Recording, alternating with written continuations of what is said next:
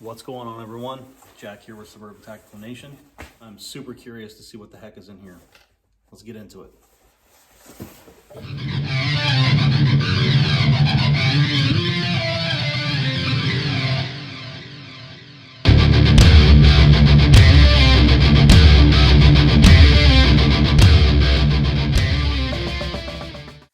All right, so I had to widen up the frame here so we can open this up.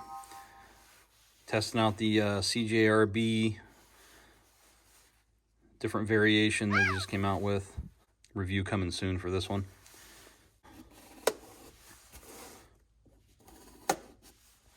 All right.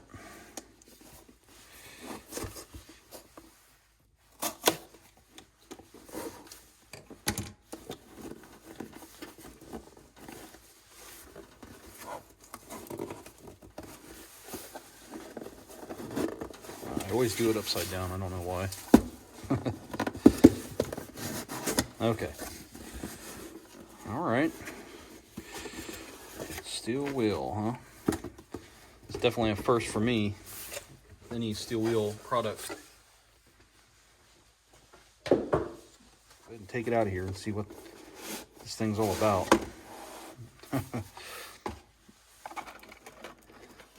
Okay, a little bit of Velcro. This thing is definitely not coming loose in this box. Wow.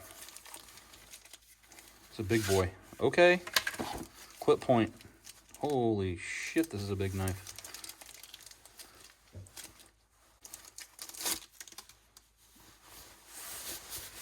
Oh yeah. Nice, got a recurve on it.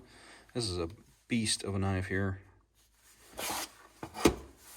Holy crap. Definitely the largest fixed blade I own. I got a couple tops and some axes and some other larger knives, but good grief, this is a good size. Alright, so I stopped real quick to lay everything out and move things along so we can get into a few extra details of what I want to talk about this month's knife. Before we get into the specs, the basic specs they give you on the card here with a description and more about the fit and functionality of this blade, I was going to go over real quick with you about the packaging on this. To me, packaging is important when you invest a good amount of money, especially on a fixed blade. You know, they give you some nice packaging here. Came with the Velcro straps. Sheath came underneath the box, along with a few extra items in there to help describe what you're really getting, and I think that's really cool. So what they give you is their introduction to what the knife is and what style it is when they're calling it the Tactical Series here. Nice little description on their thoughts and inspiration on what this is. So that's cool. And then what's really nice is they give you a certificate of authenticity, actual nicely done card there with their name, brand, their logo there. And on the back, same. And you have the model stamp, the Chieftain 1620. That's the model number of this one. And you got your serial number handwritten in by pen, which is 0129. It's also stamped on the blade along with a few other details on there, but they're also the branding on the blade. And you got your quality control inspector's name on there, plus the inspection date, which is 12/24/2014. So this has been around for a little while. If you don't know who Monthlyknifeclub is, this is a subscription service I signed up for several months ago. This is my personal subscription. I really enjoy these guys, so I like to share it on my channel. This is the Onyx Collector's Plan. I'll leave a link down in the description with more details so you can find out more about these guys. So the Chieftain's coming in at a whopping 17.14 ounces, a little over a pound. Got a blade length of 7.48 inches. Got an overall length of 13.11 inches. And for the Monthlyknifeclub, for the Onyx Collector's Plan, you pay a total cost of $119 plus shipping and handling. It's the same every month. And what they have over here on the right is for total value. You can find this on the internet and different retailers anywhere between what they have here listed at the high end to the low end. Pretty obvious that it's going to be heavy. You know, a good quality fixed blade is going to have weight to it. if you're looking in the realms of something this large, which clearly this is a full-size bowie knife.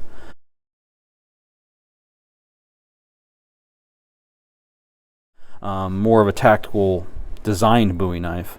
There's several different styles and models with different blade grinds and different blade shapes, and even blade steels. However, I would always choose, at the end of the day, I would choose a 1095 coated in something, because you know, they are prone to rust, highly prone to rust. If not maintained well, you're screwed with these pretty much. So, you know, you got to lightly keep a coat of oil on there. Keep it, you know, stored, put away in a dry area, dry condition. You got a nicely done micarta handle here with like a pommel strike there. I like to call it the attitude adjuster. Possibly a glass breaker with that acute tip they got on there, and full tang blade. Clearly, why it's a bowie is the clip point and the massive length here. This is a kind of a jack of all trades knife. You know, I won't know definitively how good this knife is until I get it outside and actually beat on it a little bit, but this seems to be done really, really nicely. The quality is there. The handles are nice, machined very well. A lot of times these knives are hand ground, and a little more hands-on labor with these style of knives. And this coating that they have on the blade is called black traction coating, and to the best of my knowledge, I know Tops uses this, and a few other companies that like to use this particular coating on their blade, and it gives it a little bit of strength and durability. Also, with the helps you resist the rust to it, since it is a high carbon 1095 steel. Now, one thing I noticed right away with this is the blade grind is beautiful. It's absolutely even all the way across, follows the blade well on both sides. It's really, really a good blade grind, which you will find almost all the time on a Tops knife, which is one of my personal favorite companies that makes primarily 1095. Not all their knives are made from that steel, but a lot of them are, and I think they make some of the best fixed blades in the world. This seems to be no exception, at least on this model from what I can tell. The ergonomics are pretty good. However, on a normal bowie knife, from at least what I've handled before and seen, they come with a more contoured, more of a comfortable handle. This one here seems to be, since it is a tactical designed one, design model, it's a little more blocky, but it's got a nice choil here as a guard that's going to protect you from slipping up on the knife. And you know, with the clip point, it's made for definitely penetration, and it's going to have a strength because you got that nice swedge right there. And primarily this thing was designed, from what I understand, way back when, and the pioneers use these a lot, and goes back to the legendary stories of the Alamo. And this basically was designed for hunting, but this more of the tactical design blade can definitely be used in a lot more applications. And you've got 1/4 inch thick steel on this, you know, very similar to a lot of the SEs and K-bar knives out there, and among other brands that do it really well. But in my mind, SE Tops and K-bar make pretty much the toughest ones out there that I've at least handled and used. So overall, a really good blade. It's going to get a lot of tasks done. It's going to process meat, you know, definitely, since it was designed to be a hunting blade, as the bowie knife traditionally from the history of it. This is definitely going to get all those things done in my mind. I'm pretty confident this is going to be a great blade. It's even got enough belly, you know, to get some good chopping going. You've got a nice recurve here, so when you pull through with your cuts, it's going to go through nicely and relieve a lot of the drag on the blade. So very nicely done blade, very sturdy, very strong. I really like this. I'll be doing a follow-up video on this, maybe get it outside and test it on chopping some. You know, you're going to be able to get some minor bushcrafting things done, but this is not a bushcrafter's knife by any stretch of the imagination. This is definitely a rough and tough survival knife. You know, in my mind, this is the real, actual Rambo knife. Contrary to popular belief with what was in the Rambo movies, you know, this is really what you would be using out there for to get everything done. If I was to be dropped off in the middle of nowhere in the woods to survive and I had one knife to choose, it would be something like this for sure. Another great thing about 1095 steel is you can strop it up real easily. They're easy to maintain and get back to sharpness really easy. Minimal effort, and that's what you want out in the wild. You know, if you're in a survival situation, is you want to be able to maintain your blade with ease. The downside on this is the sheath. I do not like the sheath. I'll show you why real quick. It just kind of goes down in there. Doesn't have no retention, and you know, it does have the double Velcro strapping there, which will hold it in. You know, you could take this on a camping trip or something. You know, it's not going to fly out of there. But me personally, I wouldn't want it rattling around like that. And you know, it's just a cheap nylon. You know, moisture is going to get down in there. Obviously, you know, after every use, you want to take it out, clean it off, you know, put a light coat of oil on it and store it properly.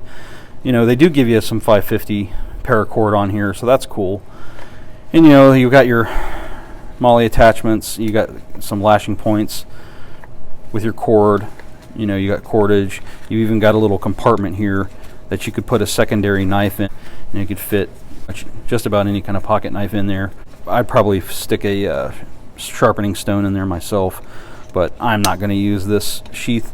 I'll just keep it stored in there until I get something custom made for this or find something out there on the internet. So overall, it's a pretty good knife, I think. When I do a follow-up review, I'll maybe get some footage of testing it out, doing some, you know, see what it can do. Some feather sticking, chop some wood, some firewood, split some firewood. That's the majority of what I'm going to be doing with a knife like this. I own a few fixed blades, some axes, you know, a small hatchet. And that's pretty much what I need, but just since I have it now, it's in my possession, I'll probably use it to test it out. So definitely look forward to doing that. So upon further review with this steel wheel Chieftain, you know, I love this thing even more now.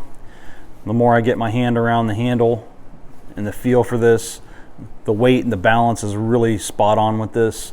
It's got a fantastically perfect edge grind on this. Super duper impressive. It feels great. I have no doubt this is going to perform, get the job done.